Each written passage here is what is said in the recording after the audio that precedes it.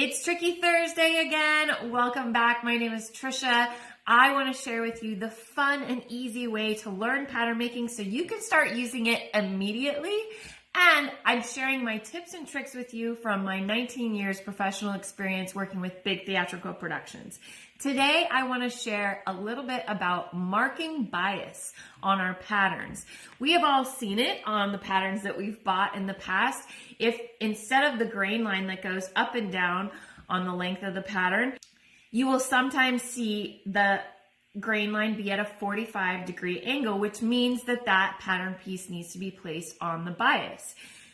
I can go over a little bit about what that means and what that looks like when you're laying it out on your fabric. But if you're making your own patterns, how do you make sure to put the bias grain line in the right space? So I want to share that with you today, and also how to get ready to cut bias and mark bias, true bias on your fabric. I'm going to be using my see-through ruler today, which is one of my favorite tools. I've talked about it in past Tricky Thursdays.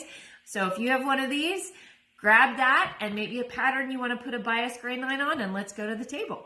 Before we jump into marking the bias grain line, let's talk a quick second about regular grain lines. So if you have a center piece like your center front or your center back, then most likely your grain line is going to be going up and down with your center. When you have a side front piece where you don't have a center, it may be harder to determine where your grain goes. So what I usually do for pieces like this is I fold it in half. And in this case, I'm looking more at the waist than anywhere else, but the waist and that curve, and kind of see if they're similar, line them up and get them balanced as much as possible. They will be different, but get that fold and crease it there, and that becomes your grain line. So before we talk about bias, you want to know where the natural grain line would be on your pattern piece. And then I could easily add this or turn this into a bias grain line if I wanted to. I'll go ahead and show you that now. So once you have a grain line, using this, if I wanted this piece to be on a bias, using the see-through rulers that I love, and I love them just because of how they're also gridded out. So if I use the boxes on my ruler, notice how I've got this grain line going from one box, because this is a 2x2 square if I do it this way. But I've got one box at the top of my grain line and the other 2-box square. This is a 2-inch wide ruler, so I'm looking at a 2-inch square. So that grain line is at the top of that 2-inch square, and it's at the bottom of that 2-inch square. So what that tells me is the edge of my ruler is my bias grain line. So if I wanted this pattern piece to be cut on the bias, that's how I determine that is my true 45-degree bias line. Let's go to a simpler piece. These are just basic pocket pieces. So what I did first, you can kind of see, is I did that same folding method to find what my grain line would have been, my natural grain line, but I ended up cutting it on the bias actually.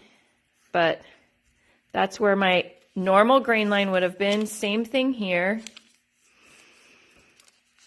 Finding the center and going off of that.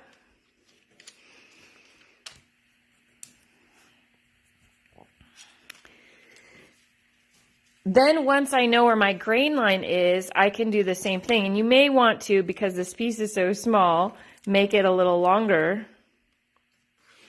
for yourself so that you can do the same thing with that 2-inch box on your ruler. So I've got the grain line going to the top and the bottom, and then that edge is my bias. And you can see that that is parallel to the bias line that I had on here already. So I know that that's true. So this is my grain line.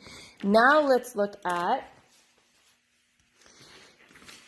when you're cutting it out of fabric. And this fabric is great because it's got a nice grid on it, but you may not always have a grid. So normally you are lining up your grain line is parallel to your selvage. This is the selvage of my fabric. And you measure to make sure, okay, that's 2 3/8, and then I'm going to go down to the bottom of my grain line, 2 3/8. So this is straight. I could cut this out if this was straight, a regular straight Grainline piece. If I wanted to cut this piece on the bias, I do the same thing, but I use my bias Grainline to line that up parallel with the selvage.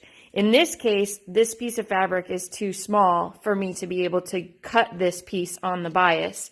Let's go to our pocket flap. So this is how I would line it up if I was cutting it on the straight of grain. And then using my bias grain line, I could line that up, and you do the same thing. You line it up parallel with your selvage. So that's about 2 3/8 at the top there I'm seeing, and then down here it's a little crooked, so I can swing it out, make sure it measures the same, 2 3/8 and 2 3/8. And like I said, I'm lucky with this fabric. I can see through and actually use the grid of the fabric to help me. But that is lining up that bias line parallel to my selvage. And then when I cut this piece out, it will be on the true bias. This method of using the squares on your ruler also works if you want to cut bias tape. So instead of using the paper pattern, I can use my selvage. So I'm using my selvage to be at the top and the bottom of my little 2-inch square here. And that's how I know that this edge of the ruler is on the true bias, and I can mark it with my chalk like so. And then, if I want 1.5 inch bias, I make sure that my 1.5 inch line is on my ruler, and then I mark the next line there. And I can keep going. This is obviously a short piece of fabric to cut bias, but I could keep going and cutting my bias. And I know that this is true bias because I used my 2-inch square ruler to line up with my selvage.